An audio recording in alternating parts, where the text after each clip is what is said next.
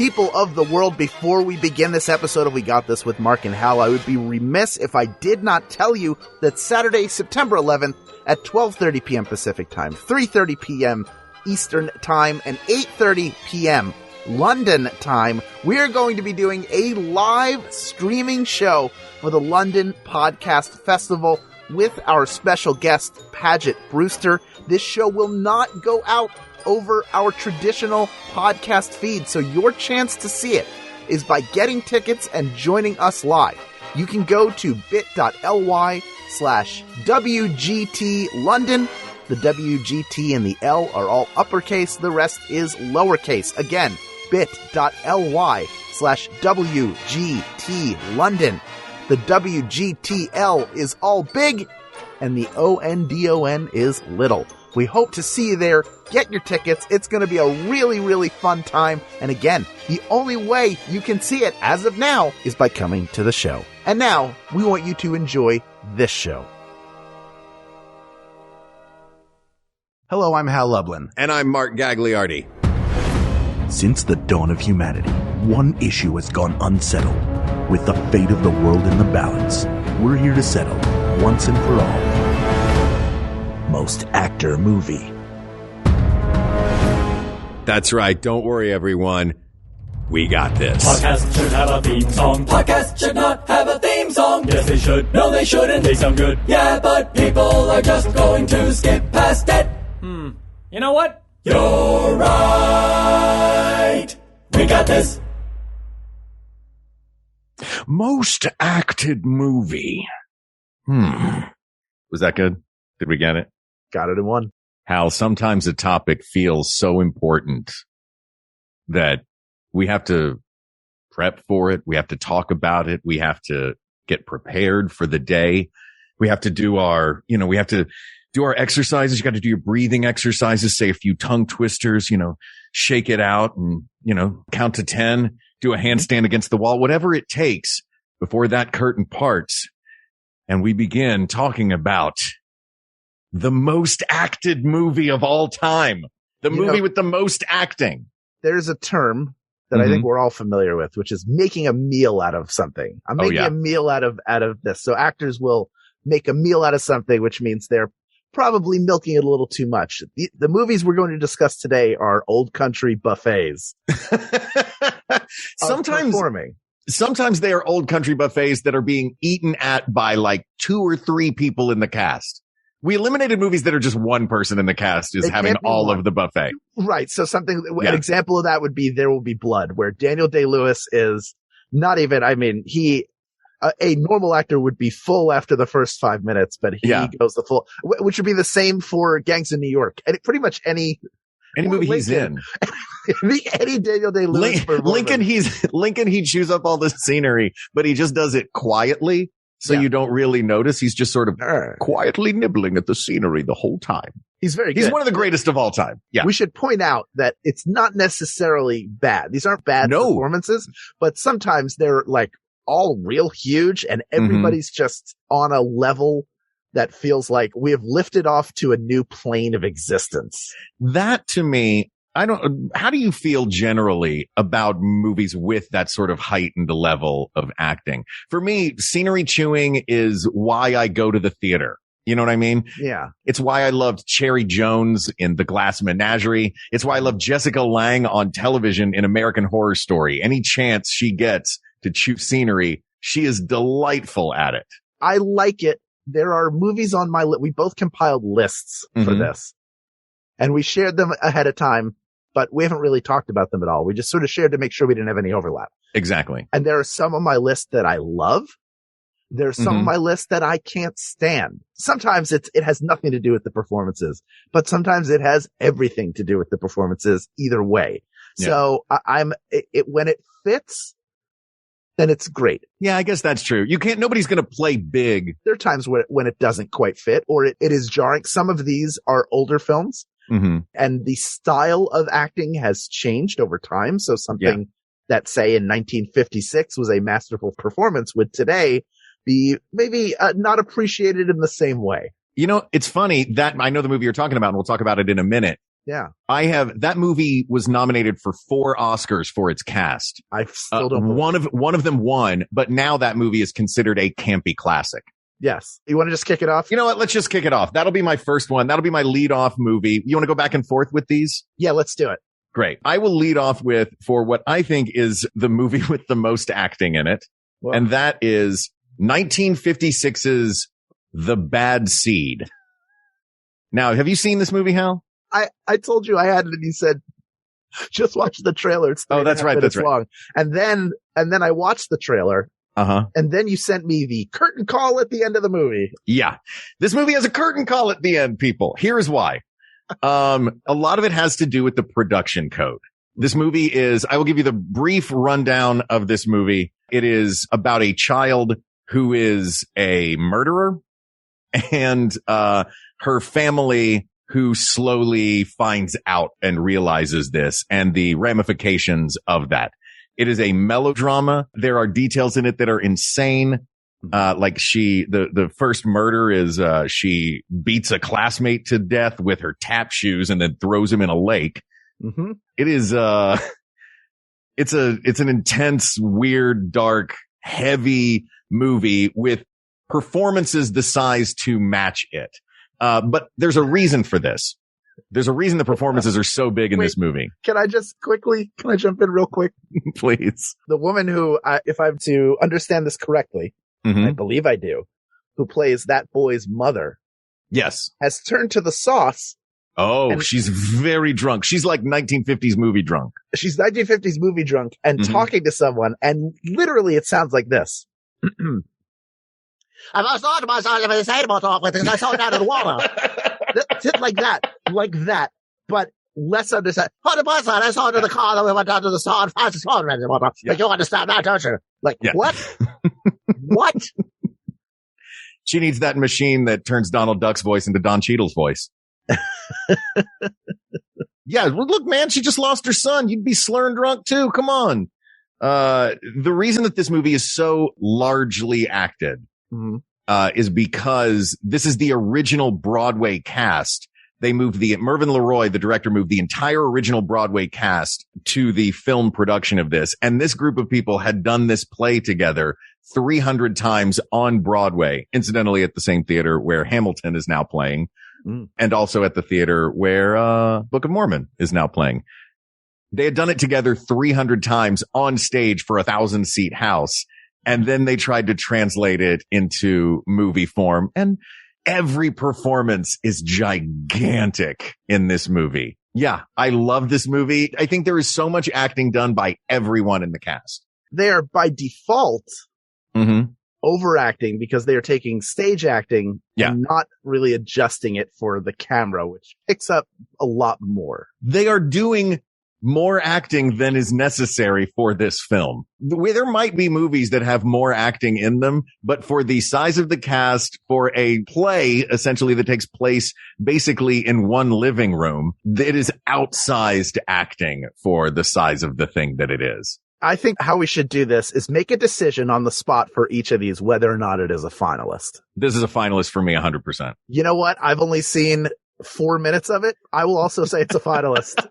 By the way, that curtain call ends with the girl getting spanked. My first submission. Hold on. Oh, no. I want to tell the story of this. Oh, you want to talk more about it? Okay. I want to talk just a little bit more. And because I started to say that it all had to do with the production code. So the play ends with this murderous child, with the murderous child winning, succeeding, being fine, and the mother of the murderous child dead. So, the production code said, hey, you can't do that. You have to have, the crime cannot pay. The villain has to have their comeuppance. So at the end of the movie, inexplicably and unlike the play, the mother recovers from a self-inflicted gunshot wound and they have the little girl go out to the lake and try to fish out the prize, that the other boy that she had murdered won that she thought she deserved. With a metal pole in a lightning storm. So the movie ends with this little girl getting electrocuted by lightning at a lake. So they added the curtain call at the end so that the audience wouldn't leave the theater absolutely horrified. It is such a delightfully weird movie. All right. I just wanted to throw that in there. Okay. Fine. What's next? I'm going to go with the oldest film on my list, which is, I believe it's 1941's, or no, this is post-war. It's a Wonderful Life is what I'm going with, because there are a lot of big Look, they're very good performances. Yeah. There are a lot of real big performances. Jimmy Stewart's going 110%. Lionel Barrymore's going 130%. Oh, Lionel Barrymore could get the most points for this movie already. The guy who plays the pharmacist. Yeah. I mean, come on. Mr. Gower. Mr. Gower is going 175%. It is rife. His uncle, like they're all just huge, very big performances, which again is more reflective of the time in which it was made. But there was more subtle work being done there as well. And there are subtle moments in Jimmy Stewart's performance. I'm not trashing it. It is one of my favorite movies. Yeah. But it is super actory. It's that version of acting where people like shake each other by the lapel. Yes, it's like, now listen to me. I don't want this and I don't want that and I want to go over here. Like that kind of stuff is going on. Oh, that scene is so good though. The phone scene. We've talked about this movie so much on this show. We both love it. Yeah. It is a very large, very acted movie. And Clarence too. That's a very big performance. Those feel like theater-sized performances. They do. Though I don't know, for some reason that movie, it fits. It's not like it doesn't feel too big. You know what I mean? When I thought of this, I just thought, what movie features a lot of people having big meals? And that is one for sure. It's also interesting because I know we've discussed this before. This is the transition from Jimmy Stewart to like the pre-war sort of Casanova, a little bit more happy-go-lucky to the guy who served in World War II, saw some stuff, and this is a much more tortured performance. There's a dividing line between his pre-war work and his post-war work. And this is emblematic of that. But also he's, oh no, you listen to me. Like that's. Oh, he sounds like that drunk lady on the couch in the bad scene.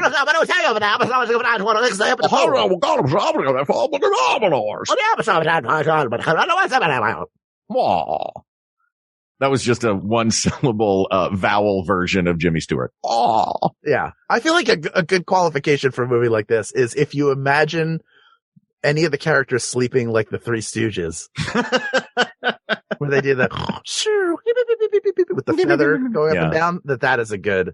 So do you think this qualifies, or is this? I mean, it's not the same. It's certainly not the same movie as The Bad Seed, right? I don't know, because it feels like. I will make a point, and then you can tell me if you think that this gives it finalist status or not. Go ahead. It feels like The Bad Seed is trying to put 16 ounces of mayonnaise in an 8-ounce mayonnaise jar. I feel like It's a Wonderful Life is trying to put 32 ounces of mayonnaise in a 32-ounce mayonnaise jar. I would say 32 ounces in a 24-ounce jar, but they're using a t-shirt cannon to throw it in there. How about that? Yeah, it's a finalist. Well, also here's a knock against it. Okay. Donna Reed is doing a much more grounded performance, and she's so good. So yeah. All right. I'm going to take her. I'm going to say no to It's a Wonderful Life. I'm deleting it off the list. Mark, what do you have next? My next movie is just as a weird sort of, I know this one is not going to be a finalist, but it is bonkers. And that is Tusk. Kevin Smith's movie where they turn Justin Long into a walrus. It has a lot of vibes of The Most Dangerous Game, I guess, going way back, or like Human Centipede. Any of these, a person drives out to the woods, where no one can hear them, get turned into a human walrus. And it's just Justin Long and this villain. I don't even remember the actor's name. I should look that up. That's the one movie that I did not. We'll never know. We'll never know it.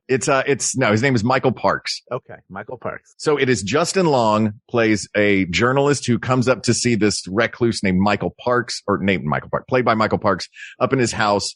Also in the film, Haley Joel Osment as in a sidekick role. But the real kicker in this is Justin Long just cranking it up to 15. Gobbling up all the scenery in this house in the woods. And then Michael Parks, turns him into a walrus. It is not going to be a finalist because I don't think there are enough actors in this to chew the scenery. There's not an ensemble chewing scenery. And then also nobody knows this movie. Have you seen this movie? No. Yeah, nobody did. It's just bonkers and weird. I just wanted to throw it out there as a overly acted movie to talk about. All right. I got a fun one. Okay. Next. I'm kind of tossing these around, figuring out, all right, what is the order to put these? Here's one. Mm-hmm. Oh, I just changed it in my head. I was going to say one. Now I'm saying another. Ooh. This is from 1982. Mm-hmm. It has maybe one of the most over-the-top performances of all time, which is Ricardo Montalban as Khan in Star Trek II, Wrath of Khan. Not only do you have Shatner being Shatner, you have you have the earworms, the worms that go in the ears, where they all have to go crazy. The one guy phasers himself, and then Chekhov he gets to deal with it going in and coming out. Any chance that the whole regular cast of a thing that everybody knows and loves has a moment of crazy? That's a good scenery chewing time for actors. Yeah, I just think overall there's a lot like Shatner and Ricardo Montalban alone. Mm-hmm. Just acting at each other. They're acting at each other. Yeah. They're acting at each other. And it's got Shatner screaming Khan and of course, that's delightfully over the top. Now, would something like this qualify? Because it does have Leonard Nimoy as Spock, which is always a more understated performance. Does that ground it too much? Are we going to let these grounding performances, does that dilute this, or does it point out the contrast? Or is he just not pulling, like, is it an assist or is it, a penalty? I feel like from what we know of their relationship with one another, it certainly wasn't an assist at that time. What do you think though? Do you think something like this, when I say that, do you go, oh, of course, or do you say, for me, it was the yelling of the Khan was the thing for me that was the big scenery chewing moment of insanity in this movie. I didn't think of the rest of the movie as being that big until you mentioned Ricardo Montalban. Yeah. But he plays like calm big. Like, isn't he letting the leather of that outfit do the work for him half the time? Sort of all over the place. It's a little bit of some, a little bit of another. Maybe it doesn't count, but it is one. I think a lot of what we're doing is sort of taking a stroll through this garden of ostentatiousness. Yeah. I don't know if we necessarily need to make this decision each individual time. If there's some that we want to like give the golden buzzer to, or the, you know what I mean? Right. Fair enough. If you have a golden, I've already used my golden buzzer. My golden buzzer went to the bad seed. Fair enough. I can't give a golden buzzer. To Star Trek II, The Wrath of Khan. And the rest of mine on my list, I think, are very, very acted. But I've already used my golden buzzer. I have an issue with two. Well, definitely one on your list, maybe two. But go ahead. Okay, we can do that one next. I know which one you're talking about. If it's what you mentioned before, and that is Wet Hot American Summer. Yes. Now I would argue that this movie is stylized. So they are poking fun and having fun with those acting styles. Yeah, I think you're right. Yeah, there are too many really good actors in that movie, from Amy Poehler to Paul Rudd to Bradley Cooper, to really say that they're playing the style, and there's some above, some below. They play with that a lot. There's a lot of switching it up. But the one person who is definitely, you know who I'm saying right now because he smiled. Yeah, is Christopher Meloni. Oh, I mean, 100%. Just him in the fridge. As Gene. It's just, okay. Yes, I see what you're saying. This movie the rest of the movies on these lists seem to be enjoying the meal of the scenery around them. Yeah. They are really making a meal out of all of the acting in these movies. But this is the only one on the list that the reason they are doing it is to poke fun at this type of acting. Whether the other ones realize that it's just a fun movie or they're actually trying to be serious, wittingly or unwittingly overacting. Right. The overacting in Wet Hot American Summer is the point. So I guess that kind of disqualifies it. Yes. But the image that made me go, what's the most acted movie was, Christopher Meloni and also Paul Rudd. Like being petulant, throwing his tray away. Yes, when he puts it away. Yeah. He's sulking and moving his arms around, doing like the so jelly arm funny. Thing. All right. Yeah. That's all right. What else you got? All right, I'm going to go with the other one. This one, I believe, is from 1981. Mm-hmm. And it stars Laurence Olivier as Zeus and Burgess Meredith as a Greek theatrical director / actor, which is Clash of the Titans. I love Clash of the Titans. Nobody's doing anything grounded in that movie. No. Well, I think they are. No. I think that Burgess, hold on. You think Burgess Meredith? No. Is sitting I there think that going like, this is going to be a very, this is going to be a real grounded performance I'm going to give you right here. I think that I think on Mount Olympus, they think that they are, when we are in proper Greece and, Perseus is going on his adventures, but when we are on Mount Olympus and it's just British people standing around, this is one of those movies where chewing the scenery is done in silence and stares. And like, it'll just be a long, like Hera will just turn to Zeus. Mm-hmm. Like it's so posy. This movie is delightfully posy. I mean, the beard and curly, the outfit of Zeus does a lot of the work for him, but he is filling it out nicely. I mean, even Bubo the owl is overacting. That thing is a machine. Not overacting, but having a meal. Oh yeah. Oh man. That's one I think is, there's just something about it where you just go, oh, they've really thrown themselves into what they want this to be. And I don't know that it 100% fits the movie I'm trying to watch.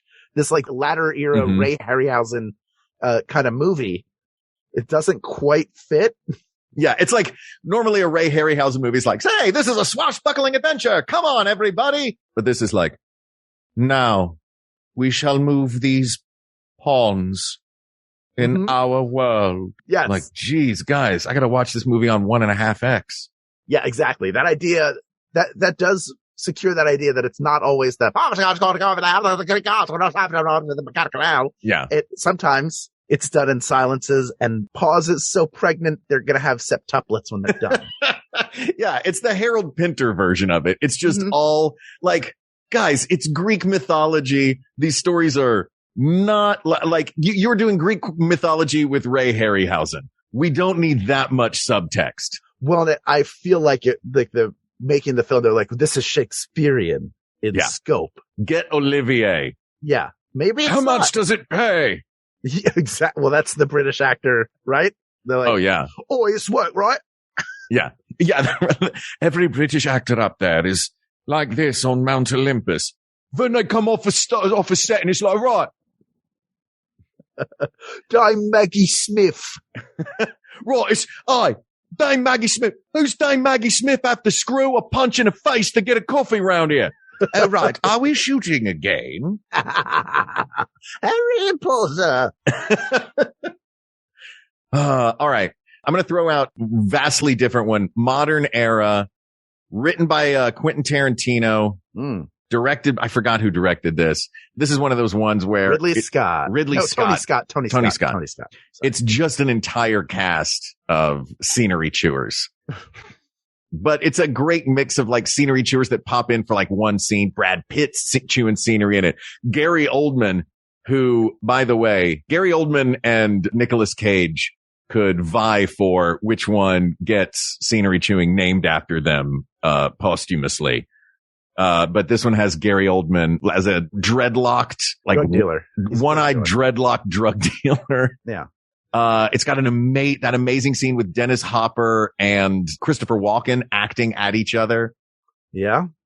I guess I do like the scenes of great actors playing nemesis and just seeing who can eat more of the set.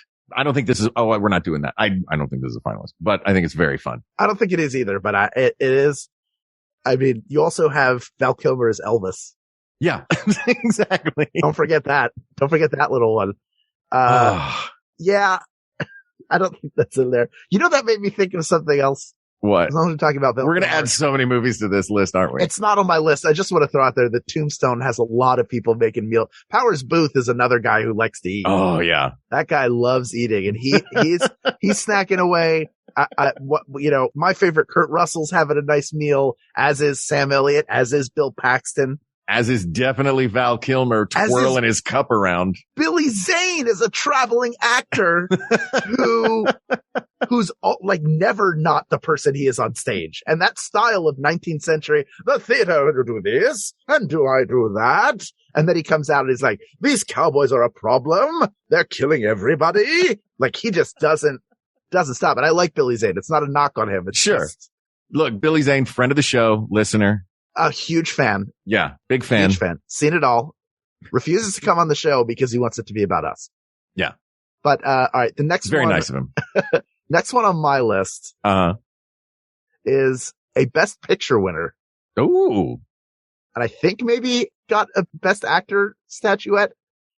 Lord knows. I saw this in the movie and I did not care for it in the theaters because I knew within the first 30 seconds how it ended, which is Ridley Scott's. We went from one Scott brother to the other.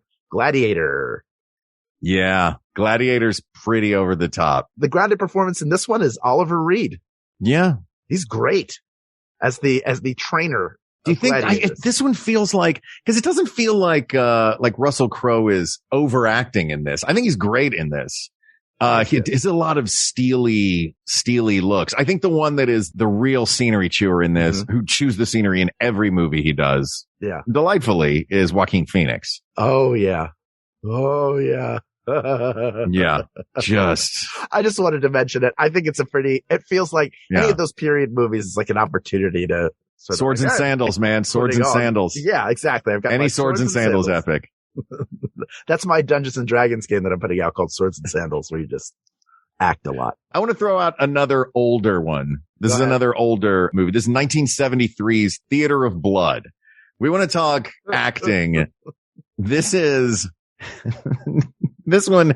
For those who don't know this movie, this is Vincent Price, and he is playing an actor who is he's a Shakespearean actor who finally snaps after getting a bad review one time too many, and goes around murdering all of the theater critics in the style of the Shakespeare play that he was panned for, such as when he feeds a reviewer their dogs after a bad review of Titus Andronicus.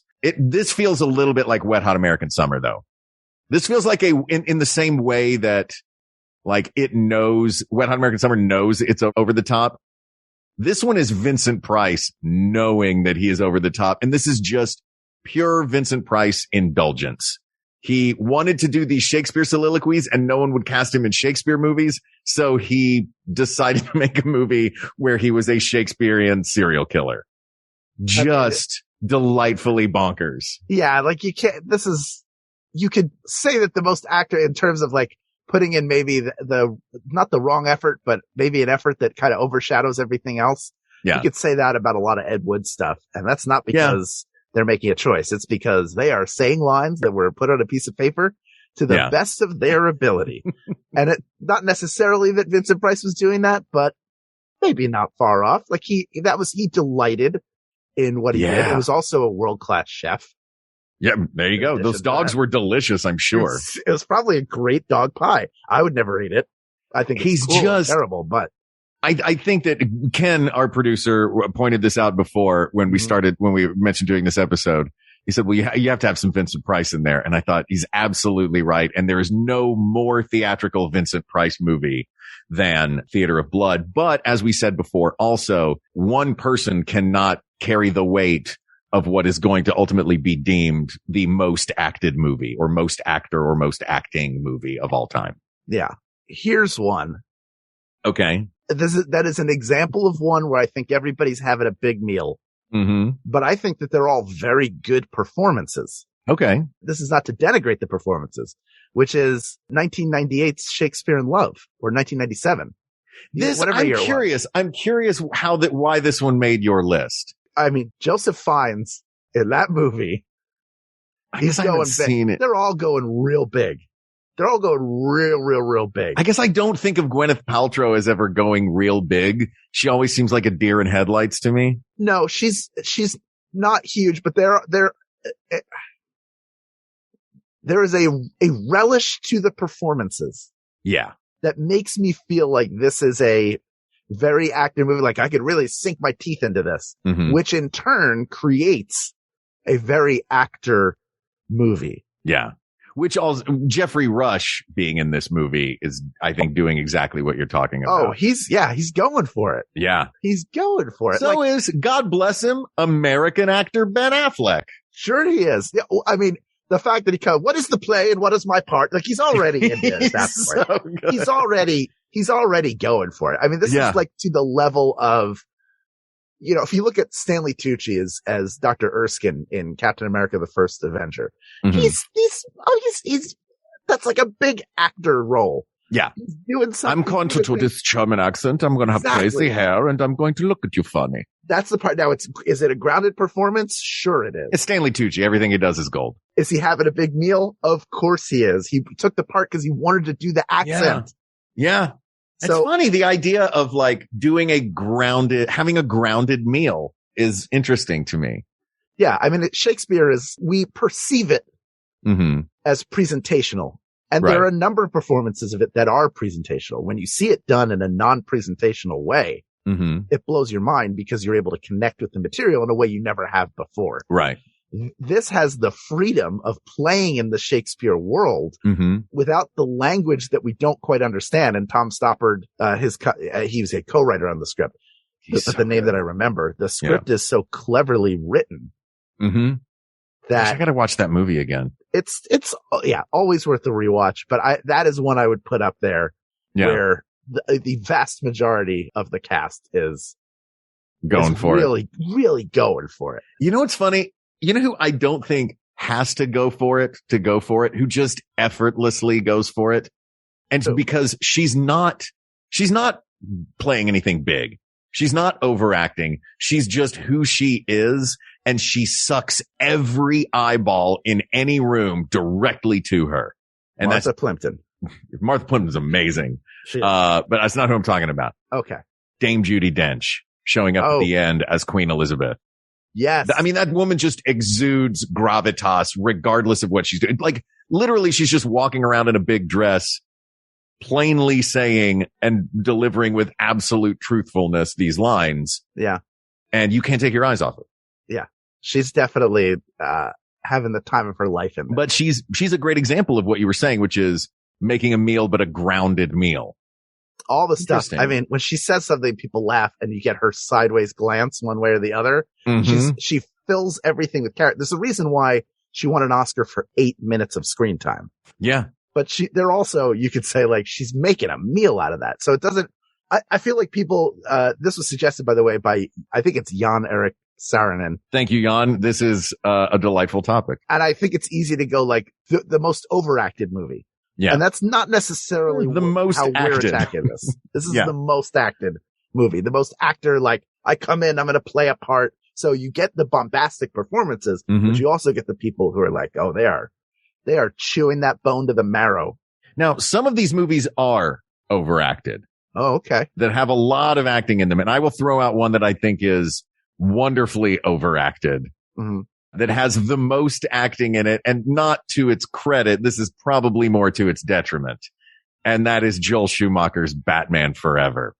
And it's not Val Kilmer. It's not Batman himself. No. That is Tommy the Lee culprit. Jones. It is Tommy Lee Jones Of course. and it's Jim Carrey. You know, It is. Go ahead. I was going to say, it's such an interesting story happening there, right? Mm-hmm. Because they bring in Jim Carrey, who's going to be Jim Carrey. Mm-hmm. And then you have Tommy Lee Jones, who's just trying to top him because he doesn't want to be outdone. Yeah. And does not like working with Jim Carrey. So you get a what feels like a watered down version of Jack Nicholson's Joker.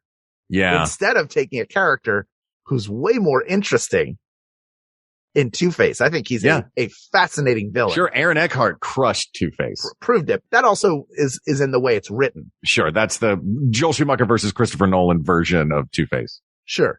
But, yeah, it's so big and just doesn't, it's all the zoot suits of the 90s are happening, the mid 90s zoot suits, 1995. And we got to give a shout out to Robin in this one too, because he's over the top petulant in it. Sure. Oh yeah. Chris O'Donnell. Chris O'Donnell is Grayson. Yeah. Chris O'Donnell is Dick Grayson just pouting his way through this movie is great.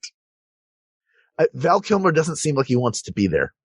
No, I don't think he did. Wasn't that a thing that came out after this movie Val just came out? I haven't watched it yet, but I'm very excited to. Yeah. I love Val Kilmer. He was super, super stressed about the bat suit. I'm sure he was. So I think for that reason, like they have to look like they want to be there, right? Yeah. So I think we should eliminate that. Yeah. I don't think it's going to be a finalist. Okay. My next one, so I have Shakespeare. Let's go with an adaptation of Shakespeare that I think is, everybody's in overdrive, and maybe some of them are playing at it more than they should. And this is going to be a controversial take. Think of it what you will. Baz Luhrmann's Romeo plus Juliet. Yeah. I think there are two performances in this movie that are, first of all, the most scenery chewing is done by Baz Luhrmann himself. That's the thing, right? Maybe that hurts it as the whole movie, it has that Baz Luhrmann. Everybody's just playing in the world that he's created rather than going like this. Cause John Leguizamo. That was one of the two I was going to say. Yeah. Him and Harold Perrineau. Right. Are both great actors who are both great in this, playing huge. It's such big fence swings. Yeah. Maybe we need to remove this one just because it's really about the big swings the movie's taking. It also has the same thing that It's a Wonderful Life has, which is the super grounded performance from Claire Danes. Yeah, but everybody else is it. I think meal-wise, I don't think she didn't make a meal of it because there wasn't any food left. I don't think Leo's having a meal. For me, Leonardo DiCaprio, I started to become a fan of his work at when I saw him in Catch Me If You Can, because everything I'd seen him do prior to that felt like he was playing extremes. He was either underplaying it or way overplaying. Like What's Eating Gilbert Grape is a great performance that character lives in a certain space that is not like them. You don't really see the middle. He's not playing middles as much, or those middles are different than what he'd be playing if you were playing a different character. I don't think it was understated, Catch Me If You Can, but I think he was playing a real person. And I guess I kind of saw his process more. Yeah. And that was something I connected with. I think he's a great actor. He is. I think he's great in this. I do think he's swinging for the fences though, with his giant scream of, "Oh, I am Fortune's fool." Yeah. But it's Romeo and Juliet. It is two teenagers being tragically dramatic. Yeah. Yeah. I think I want to take it out. I want to remove it. Okay. But shout out to Paul Sorvino, who also grabbed himself one of the turkey legs off of that table. Yeah, there's a lot of turkey legs. There's a lot of legs. It's like John Madden's turkey on Thanksgiving. Boom. All right. I have two more. All right. I have two more on my list. I'm going to go with Con Air. 90s touchstone Bruckheimer. This is another one that I don't think is necessarily the winner, but accent. It's just Nicolas. You have to have a Nicolas Cage in here, first of all. Sure. I know you've got one too. This is my Nicolas Cage. Yeah. Let the bunny go. Done in that long-haired Southern-ish drawl of his in that movie. Then John Malkovich as Cyrus the Virus doing baby voice, reading the letter that he snatches from Nicolas Cage from his daughter. You've got quiet insanity from Steve Buscemi. Yeah. You've got, Ving Rhames is amazing in it. This one to me feels like, a bunch of actors where all of these are meals of, scenery that everyone is eating. Yeah. This feels like only the villains get to eat this time, but let's just do every villain. Like people like to make a villain super juicy. Yeah. This is a very juicy airplane full of very juicy villains. Yeah, it's humid in there. Yeah. That's for sure. That's why I threw this one out there. Again, it's not everyone in the thing is going over the top. Like Cusack's pretty grounded on the ground, being doing his movie cop thing. He's doing his Cusack. Yeah, he's doing his Cusack, but it's just an airplane full of villains has to be a very acted movie, and it succeeds at that. Here's one. This one, okay. Let's do another Nick Cage performance. This is probably the most Nick Cage that early Nick Cage was. Now I know Peggy Sue got married. He's doing the whole thing where he sounds like this. And that is a bizarre, look, Nicolas Cage makes bizarre choices that sometimes don't fit with everything else. This movie, it's Moonstruck. It's Moonstruck. Okay? Yeah, it is. The whole thing is a play. It's basically a play. It is an adaptation of a play that is. It's John Patrick Shanley, yeah? It's a John Patrick Shanley, and the very end feels like a play with everybody coming in and out. That one feels to me, anytime you take a play and adapt it for screen, you can really immerse in it, or you can shoot it and make it feel like you're watching a play happen. This is somewhere in between those for me. Yeah. I thought that Fences felt a lot more like I was watching a play, like I was removed from what was happening, but enjoying really great performances. But this, just by virtue, I think of it being like, when That's Amore is like your signature song, there are going to be some big performances in that movie, right? Cher won an Oscar for it. She did win an Oscar. She's very good in it, but there is something big about it. And maybe her performance, I think she's having a meal.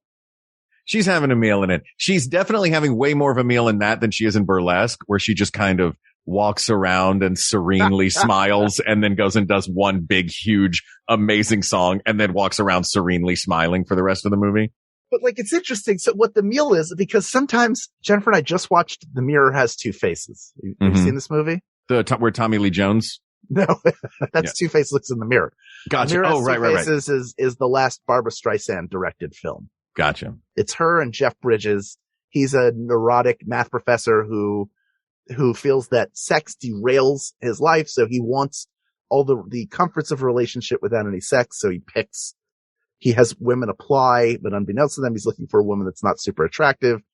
Barbra Streisand is an English professor at the same university, Columbia, who is unwittingly applied, and they get together. But I feel like his performance, which is maybe 2 years before The Big Lebowski, is so much like they're on different wavelengths. Like she's doing her kind of cool, like Babs, like, I'm going to throw out a New York joke because it's funny. That's the Jewish wit for which we're all known. Sure. And then he's doing like, the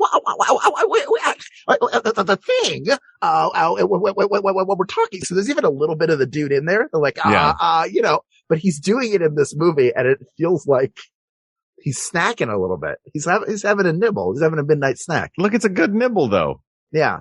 I think this might be another, much like Moonstruck, there are more snacks being had, but I don't think it's as actor, quote unquote. Do you think there are directors whose movies tend to be very acted? Baz Luhrmann. Yeah. Baz Luhrmann, I think like you mentioned like a movie being stylized before. Mm-hmm. I think Baz Luhrmann does it. I think Michael Bay lets the big explodey things. I'm thinking more like Wes Anderson. Like everybody's playing wacky characters in Wes Anderson movies and Coen Brothers movies. Like, but these all really fit. You know what I mean? They're not outside. The acting isn't outsized in them for the style that the movie is. Yeah. And how much of that becomes an actor making a meal out of a thing or a director serving a meal. You know what I mean? Right. I think that Wes Anderson creates conditions. Yeah. He builds these weird fairy tale worlds and then the actors have to figure out what to do in them. Yeah. Together with him. I don't think they're left without guidance, but like Adrian Brody, whatever you put him in, I think he's going to make a sort of a weird choice and stick to it. Yeah. So he's a guy who's there are actors who are always looking to have a snack and sometimes it works really well. Sometimes it doesn't, but you have to respect taking the swing. That was just a sidebar. Sure. Should we throw to a commercial and then talk about the last few that we got? Let's take a break. We'll go through the last few and then we will decide once and for all what is the most actor/acting/acted movie of all time. If quality and craftsmanship is important to you, you should check out Made In. Made In is a cookware and kitchenware brand that works with renowned chefs and artisans to produce some of the world's best pots, pans, knives, and wine glasses. I cannot tell you enough for the amount of cooking I've done, especially in the past year and a half, what a difference quality makes. And the nonstick pan that I have from Made In works perfectly, cleans well, and is actually nonstick, which a lot of the nonstick pans you buy are not. But these are fantastic. Made In sources the finest materials and partners with renowned craftsmen to make premium kitchen tools available directly to you without the markup. Their cookware distributes heat evenly and can easily go from the stovetop to the oven. And their knives are fully forged, perfectly balanced and stay sharp. They have 32,000 plus 5-star reviews, and their products are used by some of the world's best chefs at Michelin-starred restaurants around the world. Right now, Made In is offering our listeners 15% off your first order with promo code WeGotThis. This is the best discount available anywhere online for Made In products. So go to madeincookware.com/WeGotThis and use the promo code WeGotThis for 15% off your first order. That's madeincookware.com/WeGotThis. Use promo code WeGotThis, 15% off. You will not regret it. Thank you, Made In, for sponsoring We Got This. This podcast is sponsored by BetterHelp Online Therapy. It doesn't matter who you are or what you have. Life can be stressful. Relationships, jobs, money, just all of it can really weigh down on you. So unload it and get it out.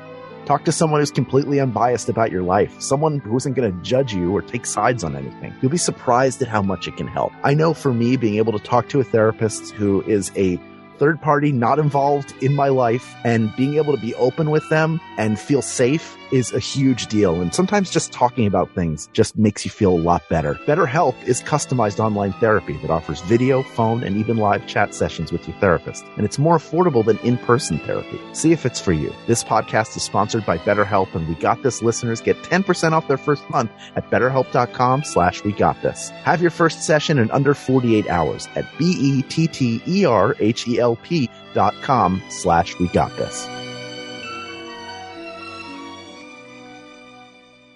And we're back. I was trying to make a meal out of and we're back. Nom, nom, nom. I actually have two more, not one more. One of the two, I'm saving one for the end because I think it's another contender, possibly. One of these movies, and this is a movie we've talked about a lot on the show in a lot of different episodes, some episodes specifically about this movie and its counterparts. And that is Star Wars Episode 3. That movie, Emperor Palpatine, is one of the craziest overactors in cinema history. I'm not talking about the actor that played him. That character is one of the most acted characters in movie history. So it's got him. Yes.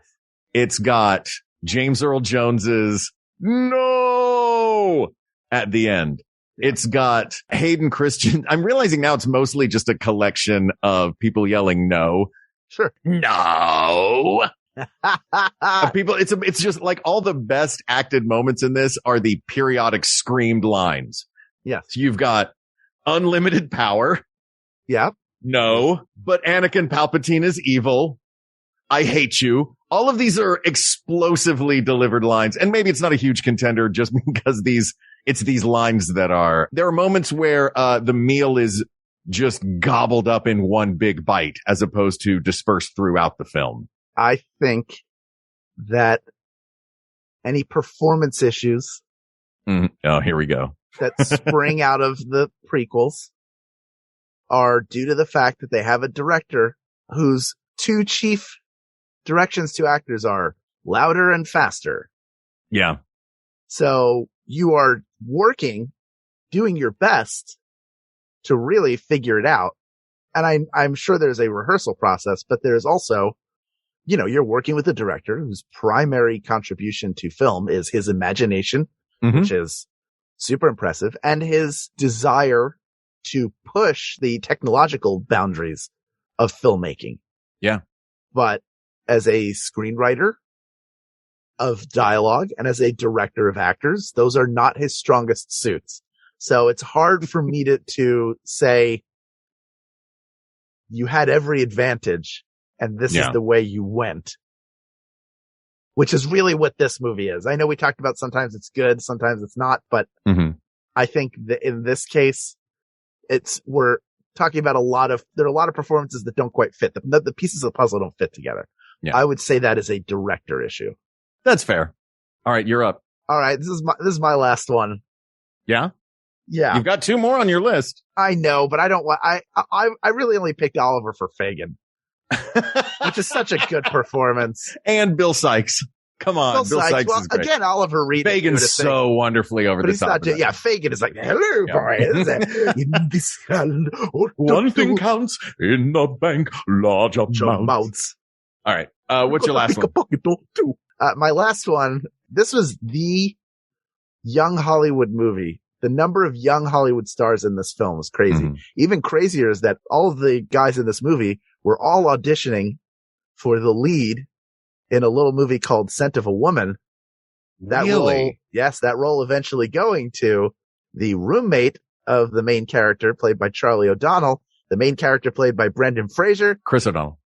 Chris O'Donnell. Who did I say? Charlie O'Donnell, his brother, who did not get the part in Son of a Charlie Woman. O'Donnell not cast in that movie, but Chris O'Donnell was. Brendan Fraser playing a lovely Jewish boy who goes to a boarding school and has to hide his religion. Yeah. Of course, I'm talking about School Ties. Coward! Yeah, I mean, this movie had a climactic scene in the shower. Yeah.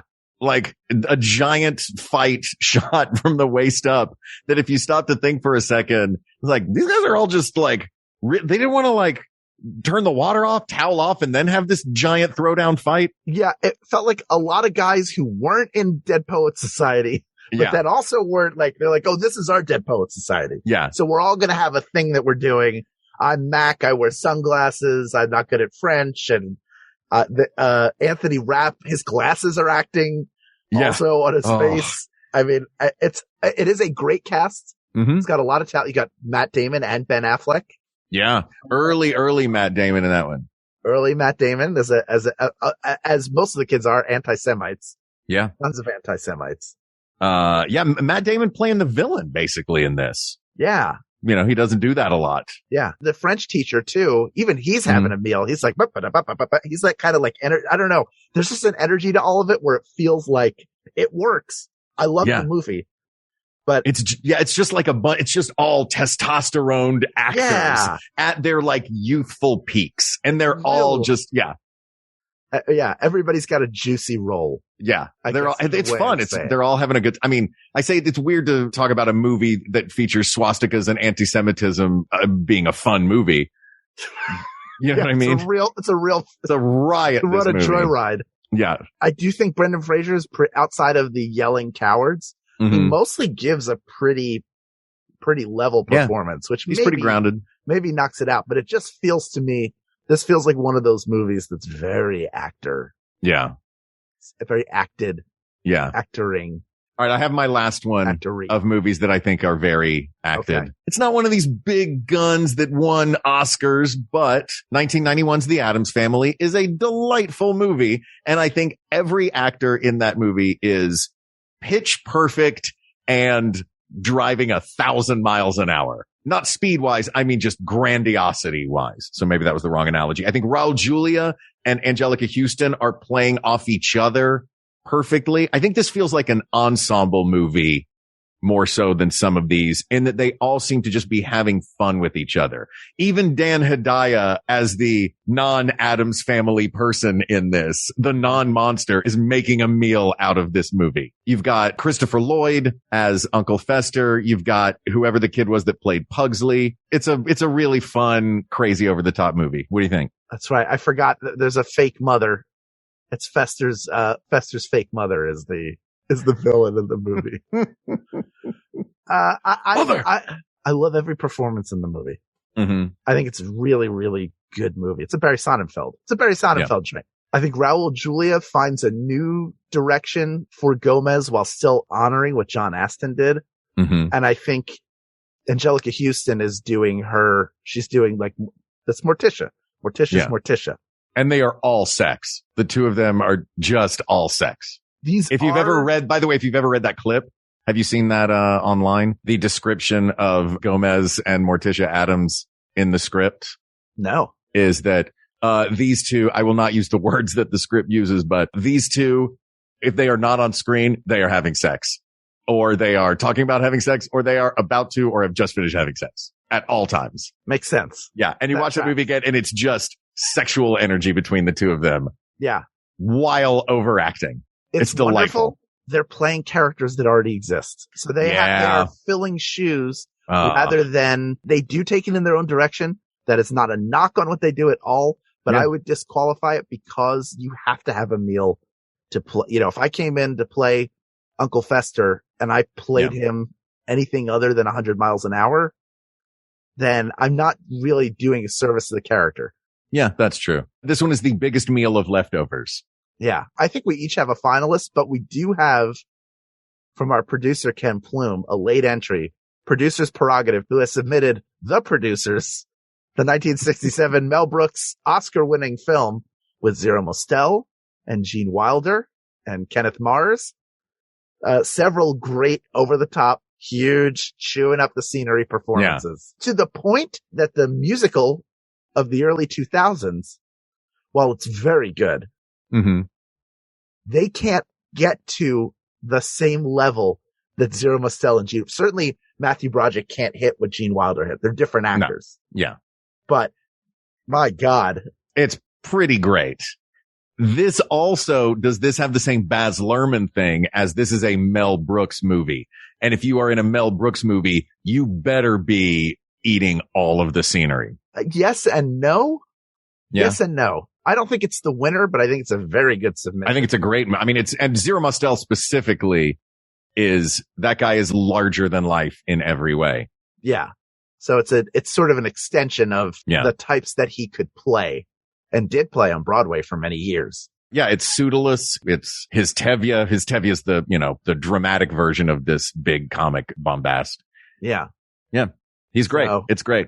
I've used my golden, but you never used your golden buzzer or your golden, mine is for Clash of the Titans. Clash.